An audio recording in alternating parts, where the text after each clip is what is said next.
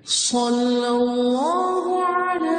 محمد صلی اللہ علیہ وسلم۔ اعوذ باللہ السمیع العلیم من الشیطان الرجیم، بسم اللہ الرحمن الرحیم، والصلاة والسلام علی رسولہ الکریم۔ بخاری شریف کتاب صفت الصلاۃ جاری ہے۔ آج جو باب ہم پڑھیں گے یہ خواتین کی نماز کے بارے میں ہے، اور عنوان ہے باب خروج النساء الی المساجد باللیل والغلس، کہ رات اور اندھیرے میں عورتوں کے مسجد کی طرف نکلنے کا بیان۔ یعنی عورتوں کو اس بات کی اجازت ہے کہ نہیں ہے کہ وہ رات کے وقت مسجد جائیں، اس کی جو صورتحال ہے وہ کیا ہے، اس کے بارے میں یہ مختلف احادیث ہیں، اور انشاءاللہ 2 یا 3 دروس کے اندر یہ احادیث جو ہیں یہ ہم مکمل کریں گے۔ مختلف عنوانات ہیں اس باب کے اس ضمن میں، تو انشاءاللہ وہ سارے ابواب جو ہیں وہ ہم دیکھیں گے۔ پہلی جو حدیث ہے یہ ہے 826، اور یہ حدیث جو ہے ہم پیچھے پڑھ چکے ہیں، پہلے دوسرے باب میں پڑھی ہے، یہاں ایک اور عنوان کے تحت آ رہی ہے، عائشہ رضی اللہ تعالیٰ عنہ سے ہے۔ عن عائشہ رضی اللہ تعالیٰ عنہ قالت، فرماتی ہیں، اعتم رسول اللہ صلی اللہ علیہ وسلم بالعتمہ، کہ نبی کریم صلی اللہ علیہ وسلم نے عشاء کی نماز میں اتنی تاخیر کر دی، حتی ناداہ عمر، کہ حضرت عمر رضی اللہ تعالیٰ عنہ نے آواز دی،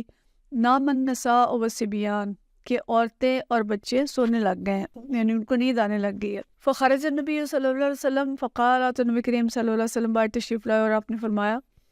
ما ينتظرها احد غیرکم من اہل الارض، کوئی اس وقت روئے زمین پر نہیں ہے تمہارے علاوہ جو اس نماز کا انتظار کر رہا ہو۔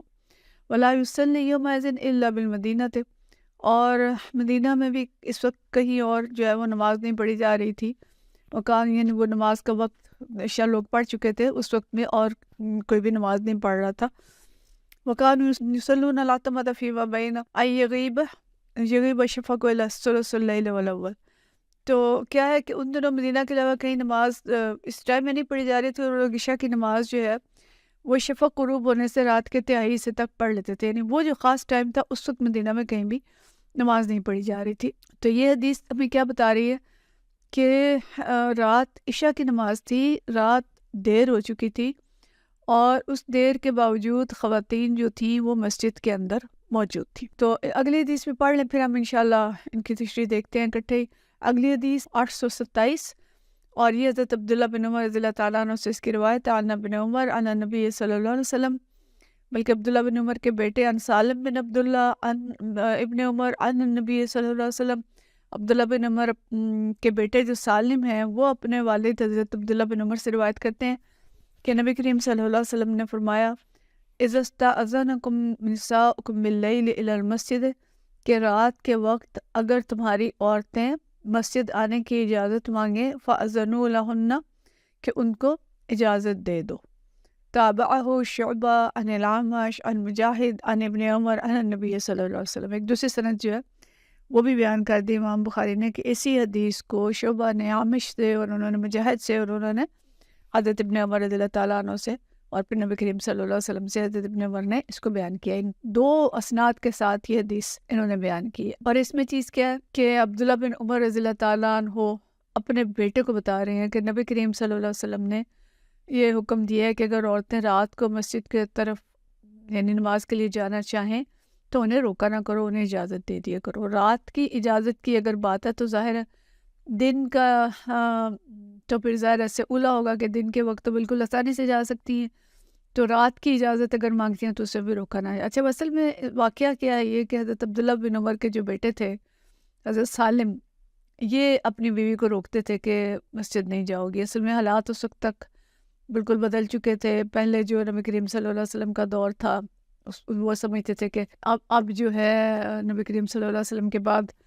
کہ اب شاید وہ حالات نہیں رہے، اور اب عورتوں کا مسجد نہ جانا جو ہے وہ بہتر ہے، یا وہ پسند نہیں کرتے تھے، تو انہوں نے اپنی بیوی کو روکا۔ تو حضرت عبداللہ بن عمر رضی اللہ تعالیٰ عنہ نے انہیں بتایا کہ نبی کریم صلی اللہ علیہ وسلم تو یہ فرماتے تھے کہ عورتوں کو جانے دو، تو آپ کو روکنا نہیں چاہیے۔ تو انہوں نے کہا نہیں، میں تو روکوں گا، یہ واقعہ آتا ہے۔ تو اس پہ عبداللہ بن عمر سخت ناراض ہوئے، اور انہوں نے کہا کہ میں آپ کو نبی کریم صلی اللہ علیہ وسلم کی حدیث سنا رہا ہوں اور آپ کہتے ہیں میں روکوں گا۔ اس پہ انہیں ڈانٹ پڑی۔ تو انہوں نے پھر خود یہ حدیث جو آگے بیان کی ہے کہ اس طرح سے میرے والد نے مجھے ڈانٹا تھا کہ جب عورتیں مسجد کی طرف جانے کی اجازت طلب کریں تو انہیں اجازت دے دیا کرو۔ اصل میں بات یہ ہے کہ نبی کریم صلی اللہ علیہ وسلم کا یہ جو فرمان تھا کہ یہ آگے حدیث ہم پڑھیں گے انشاءاللہ کہ اپنے گھروں میں نماز پڑھنا ان کا افضل ہے مسجد میں پڑھنے سے، اور طویل حدیث ہے، اس کو آگے پروگرام میں ہم دیکھیں گے انشاءاللہ۔ کمرے میں نماز پڑھنا اور گھر کے صحن میں نماز پڑھنا، اندر جو کمرہ ہے اس میں نماز پڑھنے کی فضیلت زیادہ ہے، لیکن پھر بھی اگر خواتین کی خواہش یہ ہو کہ وہ مسجد جانا چاہتی ہیں اور امام کے پیچھے نماز پڑھنا چاہتی ہیں تو ان کو نہ روکو بلکہ ان کو اجازت دے دو۔ تو یہ دیکھیں کہ یہ کتنی اہم بات ہے۔ دو چیزیں ہمیں پتہ چل رہی ہیں، ایک تو پہلی حدیث پہ ہم نے دیکھا کہ رات دیر ہو چکی تھی، عورتوں اور بچوں کو اونگ آنے لگ گئی تھی، لیکن وہ مسجد کے اندر موجود تھے۔ گویا اس وقت حقیقی امن تھا اور حقیقی آزادی تھی، اور حقوق نسواں کس قدر تھے کہ خواتین دیر تک مسجد میں موجود ہیں اور شوہر بھی نہیں روک رہے اور باقی لوگ بھی نہیں روک رہے، اجازت بھی انہیں دی گئی۔ تو دیکھیں کہ نبی کریم صلی اللہ علیہ وسلم نے عورت کو جو اصل اس کا مقام تھا اس مقام کو کہاں تک پہنچایا۔ ہم اگر بات کرتے ہیں نا تو زیادہ سے زیادہ کرتے ہیں کہ جی ماں کے یہ حقوق اور بیٹی کے یہ حقوق اور بیوی کے یہ حقوق، لیکن یہ دیکھیں کہ یہ عورت کی آزادی، اس کی خواہش کا احترام، اس کے فیصلے کی آزادی، سب کچھ اس کو دیا۔ شوہر حضرت سالم بن عبداللہ بن عمر وہ پسند نہیں کر رہے کہ بیوی مسجد جائے، لیکن عبداللہ بن عمر نبی کریم صلی اللہ علیہ وسلم کے فیصلے کی روشنی میں، آپ صلی اللہ علیہ وسلم کے جو حکم تھا اس کی روشنی میں انہیں ڈانٹ رہے ہیں کہ آپ روکنے والے کون ہوتے ہیں جبکہ اللہ کے رسول صلی اللہ علیہ وسلم نے اجازت دے دی ہے۔ تو یہ دیکھیں کہ کس قدر آزادی اس دور میں عورت کو حاصل تھی، فیصلے کی آزادی، اس کی خواہش کا احترام۔ شوہر کو حکم دیا کہ وہ اس کی خواہش کا احترام کرے، لیکن شوہر کا حق بھی برقرار رکھا اور اس کی قوامیت کا لحاظ بھی رکھا۔ پسندیدہ یہ کہ شوہر سے پوچھے، اس کو پسند کیا گیا کہ وہ شوہر سے پوچھے، یعنی اجازت طلب کرے۔ تو اگر وہ اجازت مانگتی ہے تو پھر شوہر کو کہا کہ آپ روکے نہیں، اس کو اجازت دے دیں، یعنی بیوی شوہر کے مقام اور مرتبے کا خیال رکھے، اس کی قوامیت کا احترام کرے، ہر اہم کام حتیٰ کہ نماز پڑھنے کے لیے جا رہی ہے تو اس کے لیے بھی اس سے پوچھ لے، اور شوہر جو ہیں وہ بھی بیویوں کی خواہشات کا احترام کرے۔ ایک بہترین خاندانی نظام جو ہے وہ اسلام ہمیں دیتا ہے، اور بہترین مکمل دین اسلام ہے، اور اس کے اندر فرد کے جو حقوق ہیں، حقیقی حقوق، حقوق نسواں، حقوق مرداں کہہ لیں، جو بھی انسانی حقوق ہیں ان کا ہر دو طرح سے خیال رکھا گیا ہے، اور دونوں طرف خواہ وہ شوہر ہے خواہ وہ بیوی ہے، دونوں کے جو حدود اور قیود ہیں ان کا بھی تعین کر دیا گیا، اور اس کے لیے پوری مکمل چوائس جو ہے وہ دی گئی، اور عورت کے حقوق کا اس قدر خیال رکھا گیا کہ شوہر کو انہیں روکنے سے منع کیا گیا، یعنی عبادت کے لیے انہیں روک نہیں سکتے، اور پھر عبادات میں بھی چوائس اور آزادی۔ پسندیدہ یہ ہے کہ گھر میں پڑھے، لیکن اگر اس کو بس سے جا کے پڑھنا اچھا لگتا ہے تو پھر اس کو اس چیز کی چوائس اور آزادی حاصل ہے۔ تو یہ خوبصورت دین اسلام ہے۔ اگر ہم دیکھیں کہ رات کے اندھیروں میں بھی عورت جا سکتی ہے، اور دیر تک بھی رات میں مسجد میں رک سکتی ہے، اور شوہر جو ہے اس کو روک سکتا ہے، لیکن اس کو روکنا چاہیے نہیں، کیونکہ نبی کریم صلی اللہ علیہ وسلم نے روکنے سے منع کیا ہے۔ ہاں اگر حالات خصوصی کوئی ہو گئے ہیں ایسے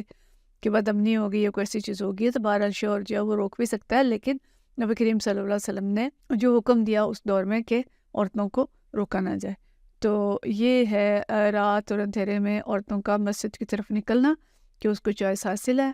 اور لیکن اس کا شوہر سے پوچھنا جو ہے اس کو پوچھنا چاہیے، اور شوہر کو اس کو اجازت دے دینی چاہیے۔